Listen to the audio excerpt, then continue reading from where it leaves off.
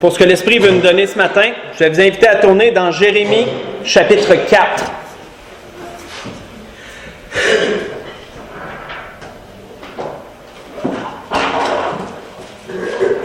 Comme je vous le disais, j'ai été tourmenté cette semaine sur ce message et on peut, en tant que pasteur du moins, on peut ressentir parfois quand l'Esprit veut avertir pour quelque chose ou quand le message est simplement comme un enseignement ou autre. Et je crois que l'Esprit veut nous donner un avertissement ce matin au travers de ces choses. Donc, prenons bien garde à ce que l'Esprit va nous donner. Pourra chacun d'entre nous méditer sur cela. Pour introduire le sujet, dans Jérémie, chapitre 4, on va lire du verset 5 au verset 10. Et je vais nous mettre dans le contexte par la suite. On voit qu'il est dit au verset 5, Jérémie, chapitre 4, « Annoncez en Juda, publiez à Jérusalem et dites, sonnez de la trompette dans le pays, criez à pleine voix et dites, rassemblez-vous et allons dans les villes fortes.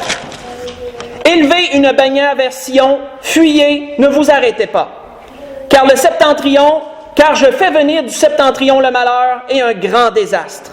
Le lion s'élance de son taillis, le destructeur des nations est en marche, il a quitté son lieu pour ravager ton pays. Tes villes seront ruinées et il n'y aura plus d'habitants. C'est pourquoi couvrez-vous de sacs, pleurez, gémissez, car la colère ardente de l'Éternel ne se détourne pas de nous. En ce jour-là, dit l'Éternel, le roi et les chefs perdront courage, les sacrificateurs seront étonnés et les prophètes stupéfaits.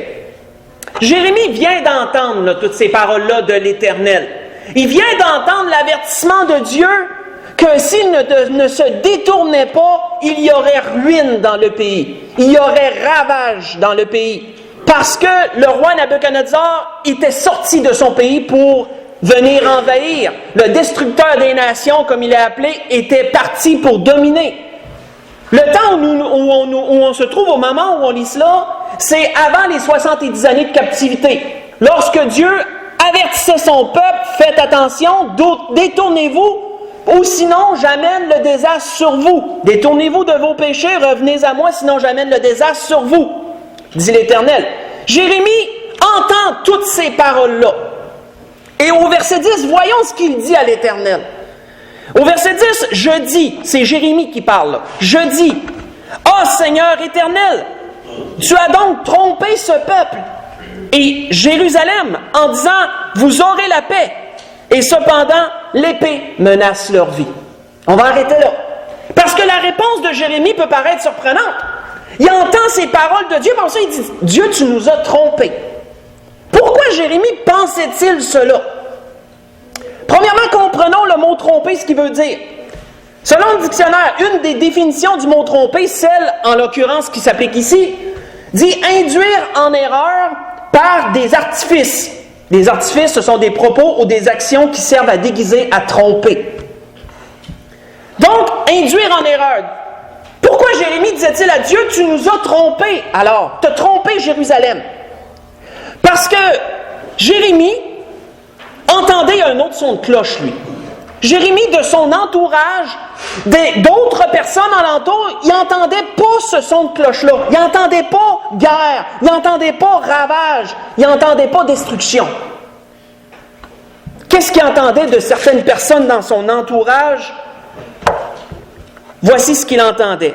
« Car depuis le plus petit jusqu'au plus grand, tous sont avides de gain. Depuis le prophète jusqu'au sacrificateur, tous usent de tromperie. » Ça, c'est l'Éternel qui dit. Mais pourquoi dit-il cela? Il pense à la légère la plaie des filles de mon peuple. Paix, paix, disent-ils.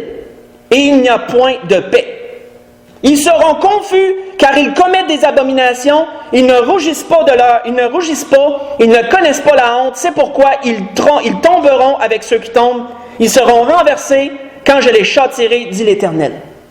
Qu'est-ce que Jérémie entendait de certaines personnes qui se disaient prophètes dans son entourage? Il entendait paix.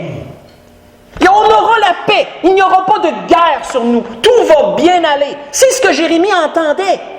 Et souvenez-vous, Jérémie est un jeune prophète. Quand on lit dans le chapitre 1, on sait que Dieu l'a appelé très jeune à devenir le prophète des nations, comme il est appelé. Jérémie entend paix de son entourage. Qu'est-ce qu'il entendait d'autre, Jérémie? À peu près dans le même sens, il est dit à un autre endroit ceci. Il est dit, et l'Éternel me dit, c'est le mensonge que prophétisent en mon nom les prophètes. En parlant des autres dans son entourage qui donnaient ce son de cloche-là. Je ne les ai point envoyés, je ne leur ai point donné d'ordre, dit l'Éternel. Je ne leur ai point parlé. Ce sont des visions mensongères, de vaines prédictions, des tromperies de leur cœur qu'ils vous prophétisent, disait l'Éternel. C'est pourquoi ainsi parle l'Éternel sur les prophètes qui prophétisent en mon nom sans que je les ai envoyés et qui disent il n'y aura dans ce pays ni épée ni famine. C'est ce qu'il y en a qui disaient dans l'entourage de Jérémie. Ça va être la paix, il n'y aura pas d'épée, il n'y aura pas de famine, c'est pas vrai, il n'y aura pas de guerre du tout. Mais qu'est-ce que Jérémie, lui, entendait de Dieu? Il dit il va y avoir ravage, il va y avoir guerre, il va y avoir destruction. Alors, c'est pour ça que Jérémie a réagi de même. Il dit, j'entends parler de paix, puis là, toi, tu me dis qu'il va y avoir la guerre. Il dit, Seigneur, tu nous aurais-tu trompés? Tu sais, qui dit vrai, là? Qui dit vrai dans tout ça, là? Bien sûr, Jérémie a compris que la parole de l'Éternel était la vérité, mais il entendait la paix avant que l'Éternel lui dise, non, il n'y aura pas de paix, là. Ça va être la guerre qui s'en vient, là, si le peuple ne se détourne pas. Alors, Jérémie a réagi de cette façon-là. Il a parlé d'être trompé. Et c'est le sujet que l'Esprit veut nous donner ce matin, la tromperie. Parce que derrière le fait que plusieurs se trompaient sur cette situation et le fait que plusieurs trompaient les autres en disant « il va y avoir la paix, ça va être beau, pas d'épée, pas de famine, tout va bien aller », ils étaient trompés eux-mêmes et répandaient la tromperie. Mais bien sûr, on a à se poser la question, qui était derrière ça? Qui trompait tout le monde, en fait? Je pense qu'on peut s'en douter, même si son nom n'est pas mentionné, on peut se douter qui était derrière tout ce vent-là de tromperie. On voit que le Seigneur l'avait bien relevé à un endroit. Il avait dit à certaines personnes ceci,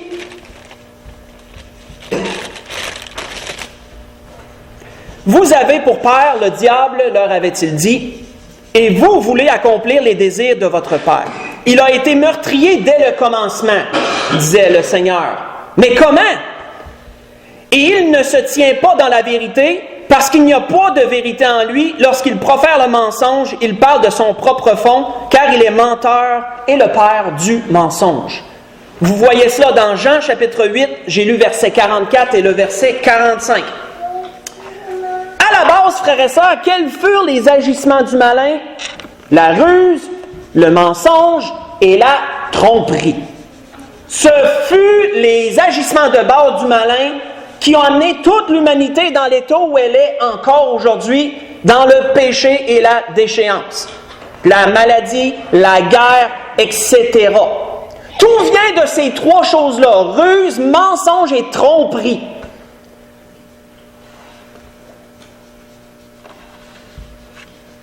Ce que l'Esprit veut nous parler ce matin, entre autres, c'est comment Satan désire nous tromper.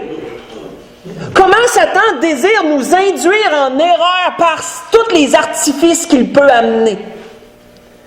Comment il veut nous présenter autre chose que ce qui est vraiment et nous amener à agir par rapport à cela.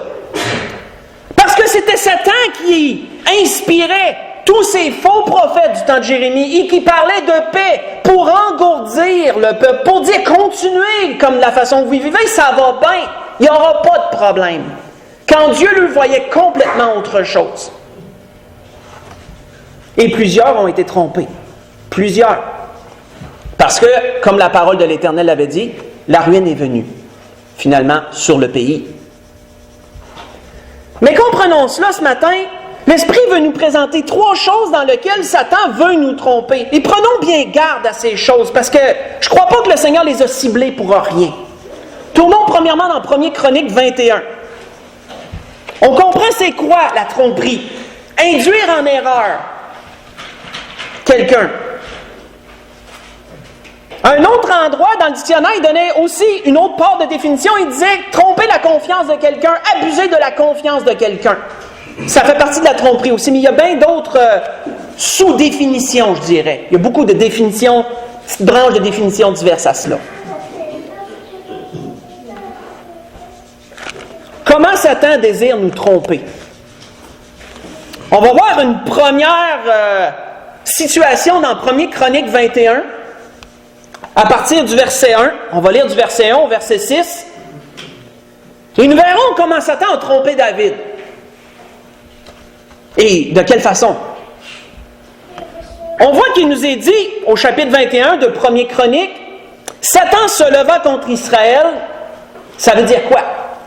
Satan voulait tromper Israël. Satan voulait amener Israël dans le jugement. Satan voulait que Dieu les juge. Satan s'est levé contre Israël pour leur faire la guerre. Et de quelle façon l'a-t-il fait? Il excita David à faire le dénombrement d'Israël. Je l'en ai déjà parlé dernièrement. Quand quelqu'un t'excite à quelque chose, c'est qu'il te pousse à faire une certaine chose. Par peut-être des paroles ou autres, il veut t'amener, il veut te pousser toujours un petit peu plus à t'amener vers une certaine chose. Il t'excite à. Pensez un peu quand il nous est dit dans la parole que Jézabel excitait son mari Achab à ci ou à ça. On voit qu'il est dit que Satan excita David à faire le dénombrement d'Israël. Ça veut dire que Satan est venu lui susurrer ces paroles-là, sûrement à plusieurs reprises, et il l'a finalement amené à commettre un péché, celui de dénombrer le peuple de Dieu. Il nous est dit, et David dit à Joab et au chef du peuple, « Allez, faites le dénombrement d'Israël depuis Beersheba jusqu'à Dan, et rapportez-le-moi, afin que je sache à combien il s'élève. » Et on le sait, il y en a qui savaient que c'était mal ça, parce que son chef d'armée, Joab, le savait, lui. Il a dit, Joab répondit, que l'Éternel rende son peuple 100 fois plus nombreux. Ô roi, mon Seigneur, ne sont-ils pas tous tes serviteurs de mon Seigneur? Mais pourquoi mon Seigneur demande-t-il cela? Pourquoi faire ainsi pécher Israël? Donc on voit que Joab il est au courant que ça ne devait pas se faire, ça. Mon roi ne fait pas ça. Mais le roi ayant autorité, qu'est-ce qu'il nous est dit? Le roi persista dans l'ordre qu'il donnait à Joab, et Joab partit et parcourut tout Israël, puis il revint à Jérusalem. Joab remit à David le rôle du dénombrement du peuple. Il y avait dans tout Israël 1 100 000 hommes tirant l'épée, et en Juda 470 000 hommes tirant l'épée. Il ne fit point parmi eux le dénombrement de Lévi, qui était la tribu des sacrificateurs, d'où étaient issus les sacrificateurs, et de Benjamin, qui était la plus petite et la dernière des tribus, car l'ordre du roi lui paraissait une abomination. On va arrêter là. Pour quelle raison, frères et sœurs, David a fait ce dénombrement? Comme vous me connaissez, vous savez qu'on n'ira pas trop loin quand on ne sait pas. Il n'y a pas de raison claire. La Bible ne nous spécifie pas exactement ce que David avait en tête. Ce qu'on sait, les indices qu'on peut trouver, sont dans le chapitre précédent du verset 4 au verset 8 que je ne lirai pas, mais qui nous parle des nombreuses guerres qu'il a fait avant cet épisode-là. Des guerres contre les Philistins. Il y a eu plusieurs guerres contre les Philistins et ils ont remporté la victoire à tous les fois, de ce qui nous est dit.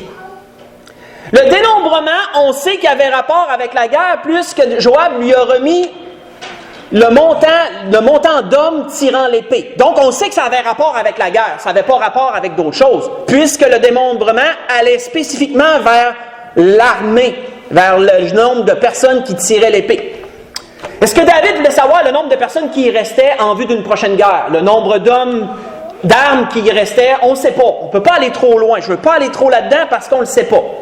Mais qu'est-ce qu'on sait, frères et sœurs?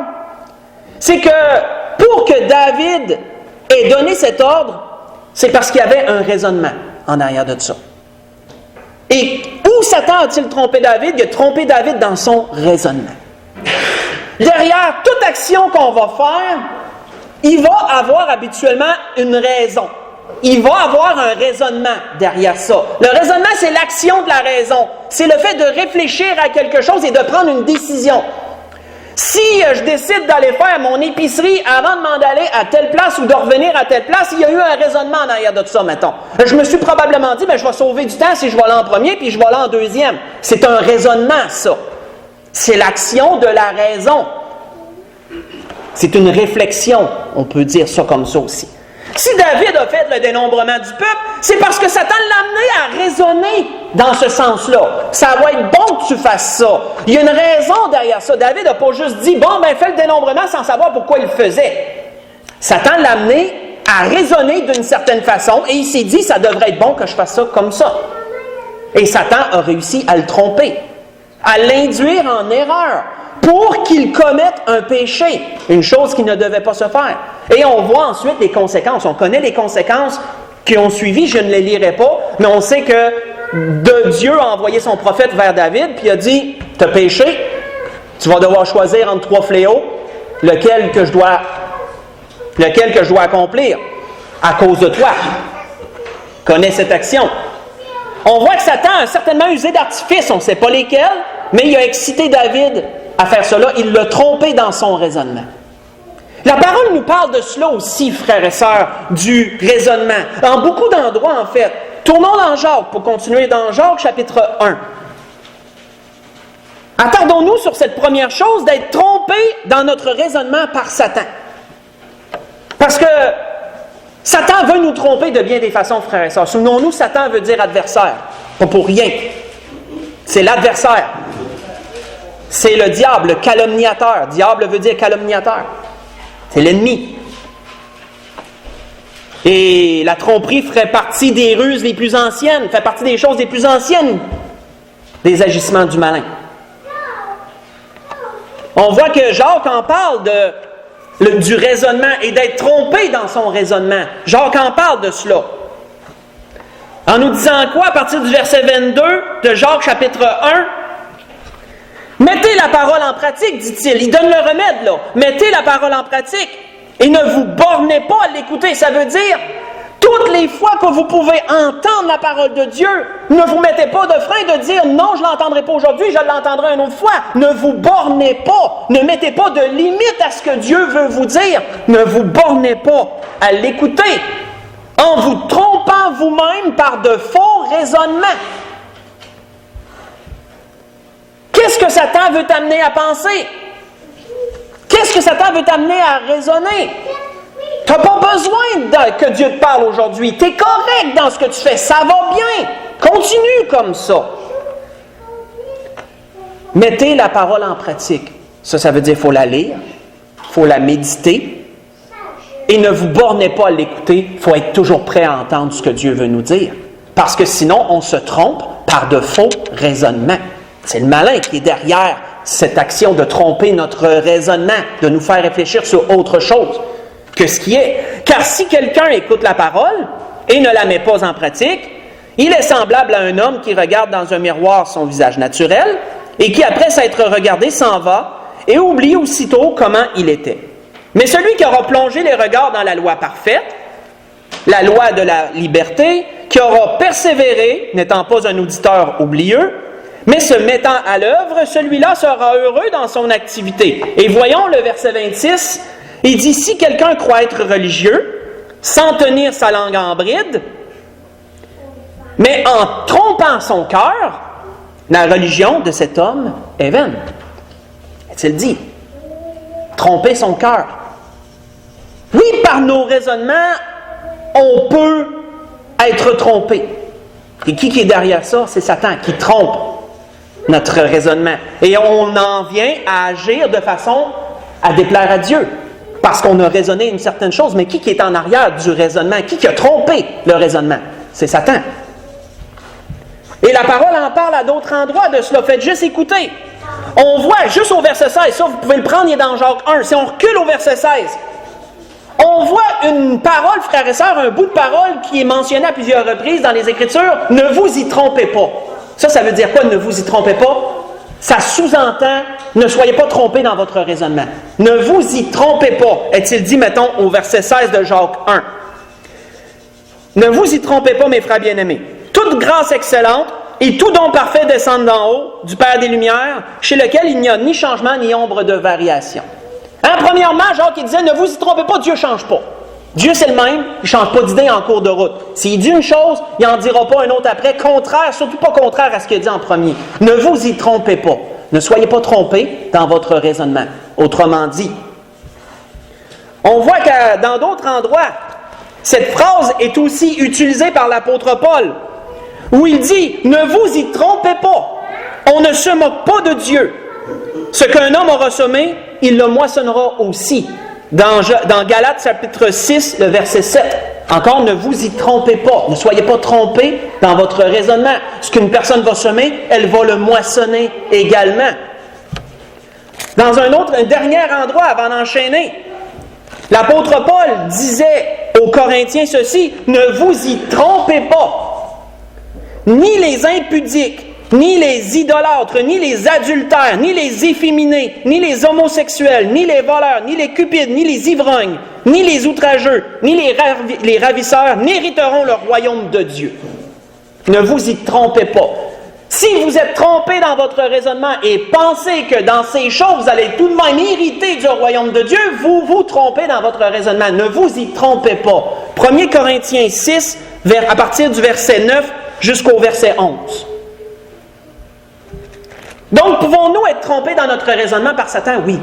Oui, on peut. Satan peut réussir, tranquillement pas vite, à nous amener information par information dans quelque chose d'autre, et on raisonne de cette façon-là, et on part avec ça par la suite. Faire prendre garde à ça. Le remède, Jacques le disait, mettez la parole en pratique, ne vous bornez pas à l'écouter. L'Esprit peut nous garder dans un saint raisonnement. Un raisonnement qui est sanctifié, un raisonnement qui est préservé par sa grâce, et on ne va pas trop loin. Si on se trompe, on est trompé dans quoi que ce soit, on le réalise et on vire de bord. On ne continue pas dans cette voie-là. Voyons autre chose. Tournons dans 1er Roi chapitre 13. Dans 1er Roi chapitre 13.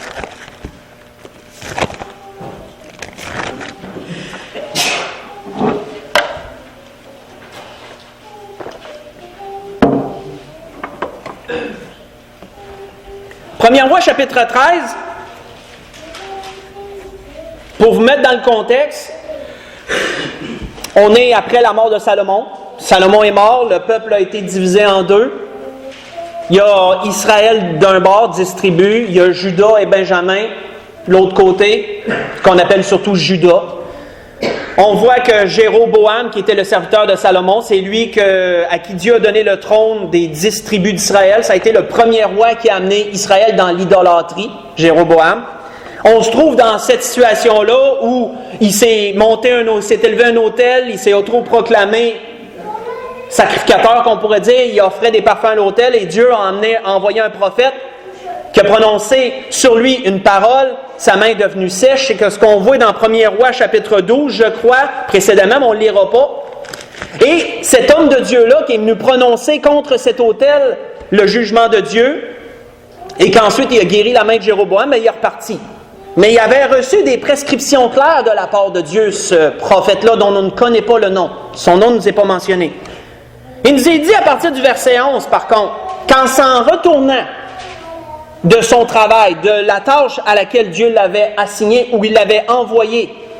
En s'en revenant, il est dit, « Or, il y avait un vieux prophète qui demeurait à Béthel. Ses fils vinrent lui raconter toutes les choses que l'homme de Dieu avait faites à Béthel ce jour-là et les paroles qu'il avait dites au roi. » C'est ce que je viens de vous résumer, ça, que vous pourrez lire pendant la semaine précédemment si vous le désirez. Lorsqu'il leur fait le récit à leur père, il leur dit, « Par quel chemin s'en est-il allé? » Ses fils avaient vu par quel chemin il s'était allé, l'homme de Dieu, qui était venu de Juda. Et il dit à ses fils, « Scellez-moi l'âne. » Et ils lui scellèrent l'âne, et il monta dessus. Il alla auprès de l'homme de Dieu, et il le trouva assis sous un térébinthe.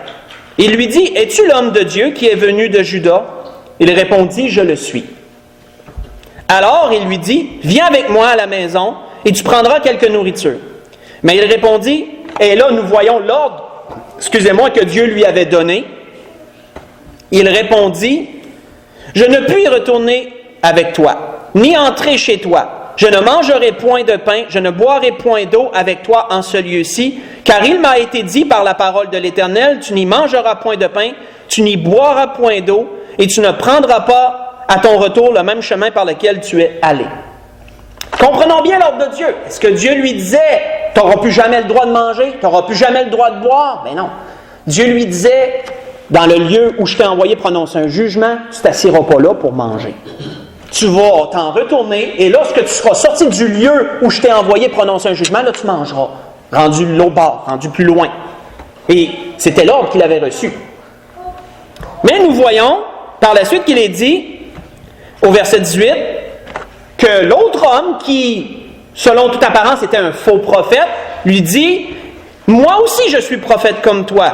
Et un ange m'a parlé de la part de l'Éternel, et il m'a dit, ramène-le avec toi dans ta maison, et qu'il mange du pain et boive de l'eau. » Et la Bible nous dit quoi? Il lui mentait. Ça s'appelle comment, frères et sœurs, ça? Ça s'appelle une tromperie. C'est de tromper quelqu'un, ce qui vient d'arriver, là. Parce qu'il nous a dit quoi, l'homme de Dieu? Il s'en est retourné par le chemin qu'il ne devait pas retourner, et il a mangé et bu l'eau où il ne devait pas manger ni boire. Et ça l'a amené un jugement sur lui, bien entendu, de faire cela, parce que Dieu y avait donné le contraire, comme ordre. Nous voyons qu'un homme a trompé un autre homme. Et quand on médite là-dessus, on se dit, ben, comment ça qu'il l'a fait? Comment ça qu'il a été trompé si facilement? Mais vous savez, frères et sœurs, quand on regarde les paroles que le faux prophète a mentionnées, ça se tenait d'une certaine façon. On ne peut pas dire que ça n'avait pas de sens.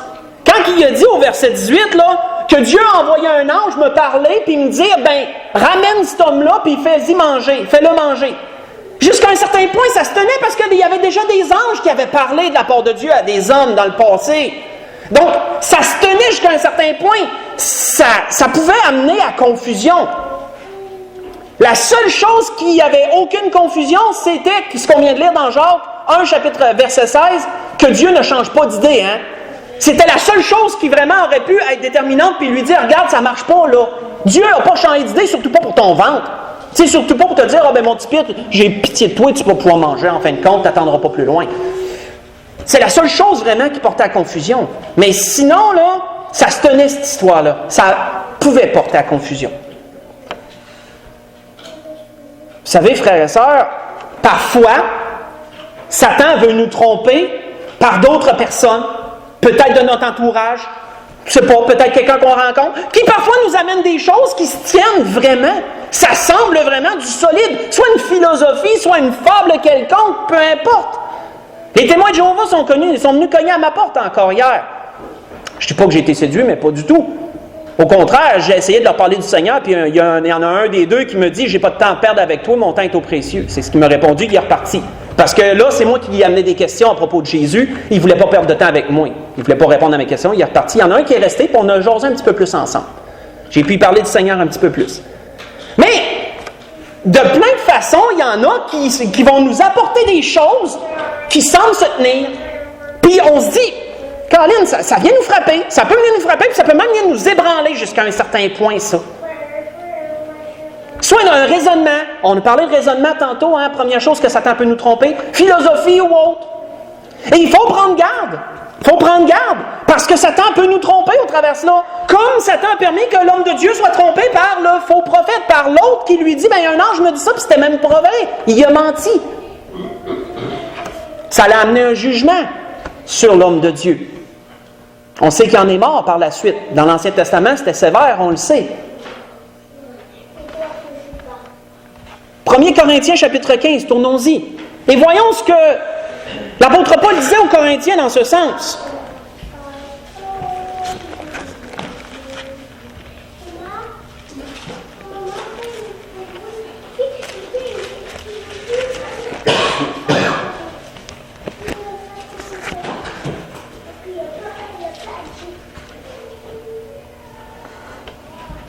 Colossiens, excusez-moi, je ne vous ai pas fait tourner au bon endroit. Colossiens, chapitre 2. Je m'excuse.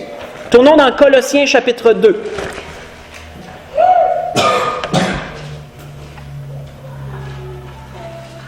Parce que l'apôtre Paul avertissait les Colossiens dans ce sens, sur certaines choses parfois qu'il leur était présenté.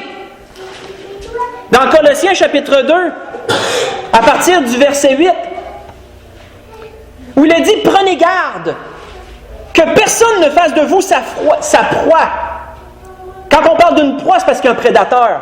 Il y a un prédateur qui attaque une proie. Que personne ne fasse de vous sa proie par la philosophie et par une vaine tromperie, qu'il vous induise en erreur sur des choses. Prenez garde, s'appuyant sur la tradition des hommes. Ça veut dire quoi? Sur ce que les hommes pensent, sur ce que le monde pense, sur la façon du monde d'agir. Prenez garde que personne ne vous trompe en ce sens, que c'est correct, mettons, ou quoi que ce soit. Par la philosophie et par une vaine tromperie, s'appuyant sur la tradition des hommes et sur les rudiments du monde. Parce qu'on sait c'est qui contrôle les rudiments du monde? C'est l'esprit de la puissance de l'air qui nous est dit dans Philippiens chapitre 2. C'est le malin qui contrôle les rudiments du monde et la façon de penser du monde. Car, et non sur Christ, est-il dit enfin, et non sur Christ. Car en lui, en parlant de Christ, habite corporellement toute la plénitude de la divinité et vous avez tout pleinement en lui. Vous avez tout pleinement en Christ. Ne vous laissez pas tromper d'aucune façon par quelqu'un qui vous apporte des choses qui se tiennent, qui semblent très bien se tenir. Prenez garde. Qui est le chef de toute domination et de toute autorité. Et c'est en lui que vous avez été circoncis d'une circoncision que la main n'a pas faite, mais de la circoncision de Christ, qui consiste dans le dépouillement du corps de la chair. Et là, si on continue, il nous parle du baptême, etc., de quelle façon que toutes ces choses-là ont été dites. Continuons pour un dernier exemple avant de conclure. Tournons dans 1er Roi, chapitre 22. Là, on va voir une dernière chose. 1er Roi, chapitre 22.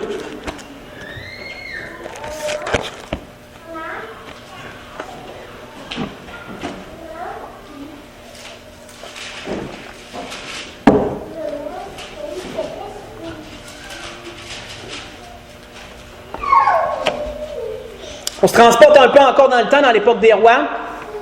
Et là, on arrive au temps du roi Achab, que j'ai mentionné brièvement tantôt.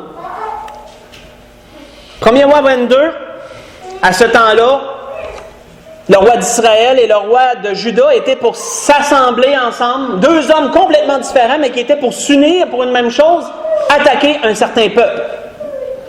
Josaphat, qui était roi de Juda, et Achab, qui était roi d'Israël, se sont réunis ensemble. Et il nous est dit au verset 5, parce que Juda était toujours resté fidèle à Dieu, contrairement à Israël qui était dans l'idolâtrie d'Achab et de Jézabel. Puis Josaphat dit au roi, là on va lire quelques versets, puis on va sauter à d'autres versets juste pour tirer le principal. Verset 5 et verset 6. Puis Josaphat dit au roi d'Israël, consulte maintenant l'Éternel, parce qu'avant de partir en guerre, c'est toujours ce qu'on fait. On consulte Dieu pour qu'il nous éclare dans sa volonté. Consulte maintenant, je te prie, la parole de l'Éternel. Et le roi d'Israël, Achab, assembla les prophètes. On ne parle pas de prophètes de Dieu, on parle de prophètes de Baal, de prophètes d'Astarté, ceux qui avaient sous la main, le monde avec qui il s'acoquinait, qu'il avait dans son entourage pour le conseiller. Le roi d'Israël assembla les prophètes au nombre d'environ 400 et leur dit, « Irai-je attaquer Ramoth en Galaad, ou dois-je y renoncer? » Ils répondirent, « Monte, et le Seigneur la livrera entre les mains du roi. » On voit que le roi Josaphat, on ne le lira pas, mais le roi Josaphat, il dit, y a-tu pas un prophète de Dieu ici? Parce que lui, il ne reconnaissait pas ces prophètes-là comme étant des vrais. Pour lui, les paroles que ces prophètes-là avaient données, c'était comme du vent. Ça ne se tenait pas, ça valait rien. Puis on sait, Achab, il a dit, il y en a un, mais je l'haïs parce qu'il dit toujours des choses mauvaises sur moi. On parle de Michée. Vous connaissez bien cette situation. Puis le roi Josaphat, il a dit, dis pas ça de cet homme-là. Va le chercher, je veux entendre ce que lui va dire. Et on sait que Michée a été quéri de venir auprès d'eux et de dire ce que l'Éternel disait. Mais entre-temps, nous voyons à partir du verset 10, ce que les prophètes, les autres, les faux prophètes, ce qu'ils disaient à Achab et à Josaphat. Le roi d'Israël et Josaphat, roi de Juda, étaient assis chacun sur son trône, revêtus de leurs habits royaux, sur la place à l'entrée de la porte de Samarie. Et tous les prophètes prophétisaient devant eux. Sédécias, fils de Kenaana, s'était fait des cornes de fer et il dit, « Ainsi parle l'Éternel, avec ces cornes tu frapperas les Égyptiens, les Syriens, jusqu'à les détruire. Et tous les prophètes prophétisaient de même, en disant, monte à Ramoth en Galade, tu auras du succès, et l'Éternel la livrera entre les mains du roi. Donc on voit ici quoi, frères et sœurs? On voit ici qu'ils étaient trompés. Ce n'était pas ce que Dieu disait. Ce n'était pas Dieu qui parlait par ces gens. C'était le diable, c'était un mauvais esprit. Si vous voulez le lire pendant la semaine, vous pouvez le voir à partir du verset 19 du même chapitre, jusqu'au verset 23, que c'était un mauvais esprit qui s'était présenté devant Dieu et qui a dit, je vais séduire le roi Achab. Et Dieu lui a dit, comment tu vas faire ça? Ben, il dit, je vais mettre un esprit de mensonge dans tous ces prophètes-là. Puis il dit, ils vont prophétiser le mensonge. Puis Dieu l'a permis. Dieu a dit, vas-y, fais comme tu dis. Pourquoi cet esprit a pu séduire tous ces hommes? Parce qu'ils n'étaient pas de Dieu. Parce que s'ils auraient été prophètes de Dieu, ils auraient dit la même chose que Michée. Et qu'est-ce que Michée a dit à ces deux rois? Ne montez pas, parce que vous allez perdre cette guerre. Ce n'est pas ce que Dieu demande. Mais ils n'ont pas écouté, ils ont monté pareil. Même si Josaphat avait plus de considération pour Michée, ils ont monté pareil. Mais Dieu a préservé Josaphat, puis Achab en est mort dans cette guerre-là. Achab il est mort de cette guerre. Il a été blessé, il est mort par la suite. Dieu a préservé Josaphat, mais il l'a réprimandé par un autre prophète pour dire « Pourquoi t'es monté pareil? Je t'avais dit de ne pas monter. » etc. Mais on voit quoi, frères et sœurs? Qu'est-ce qu'on a vu jusqu'à présent? On a vu que Satan pouvait nous tromper dans notre raisonnement. On a vu que Satan pouvait utiliser une personne puis nous tromper par des choses qui nous amènent, des choses bien montées, des choses qui se tiennent, qui viennent frapper, qui viennent ébranler, qui peuvent venir même jusqu'à ébranler nos propres croyances, qui peuvent venir ébranler ce qu'on a entendu, ce qu'on a reçu comme enseignement. On voit quoi maintenant? On voit qu'on doit prendre garde du monde avec qui on s'entoure. Parce que Satan peut nous tromper au travers de certaines personnes qui nous entourent. On voit que deux rois complètement différents. Josaphat, lui, s'accommodait, il était alentour. Lui, Josaphat voulait avoir des prophètes de Dieu pour y parler. Et Achab, lui, prenait des faux prophètes pour y parler. Deux hommes différents. Comment Dieu pouvait-il parler à Achab et dire des vérités à Achab? Achab ne les recevait pas parce qu'il s'entourait de faux prophètes et c'était ça qu'il voulait entendre. Donc, Dieu le laissait entendre ce qu'il voulait entendre. Josaphat voulait entendre la vérité, Dieu a permis qu'il entende la vérité. Et les choses s'en suivent. Si vous les lire pendant la semaine, on voit que ça a toujours été, frères et sœurs, on pourrait dire une répétition dans le temps des rois. Les rois, soit qu'ils s'entouraient de prophètes de Dieu, s'ils voulaient marcher pour Dieu, ou soit qu'ils s'entouraient de faux prophètes s'ils voulaient marcher dans l'idolâtrie. Ça a toujours été ça.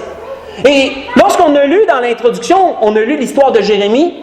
Si vous voulez lire pendant la semaine, dans Jérémie chapitre 28, vous allez voir que c'est exactement ce que Jérémie a dit au roi Sédécias, qui a été le dernier roi avant que Nabuchodonosor accomplisse la prophétie de l'Éternel, puis qui amène Israël, qui amène Jérusalem en captivité, puis qui rase la ville. Ça a été le dernier roi. Et Jérémie lui avait apporté la même parole qu'on voit ici. Jérémie était le seul prophète qui parlait au nom de Dieu, puis Sédécias était entouré d'hommes qui disaient « paix, paix », puis c'était pas Dieu qui leur parlait comme ça. C'était encore le malin qui trompait à travers ces choses. Chapitre 29, verset 8, on le voit aussi. Non seulement les rois étaient trompés, mais le peuple était trompé, au temps de Jérémie, de la même façon. Mais voyons ce que l'apôtre Paul nous disait aux Corinthiens. C'est là que je vous avais fait tourner par erreur tantôt. 1 Corinthiens 15. Comme 1 Corinthiens 15.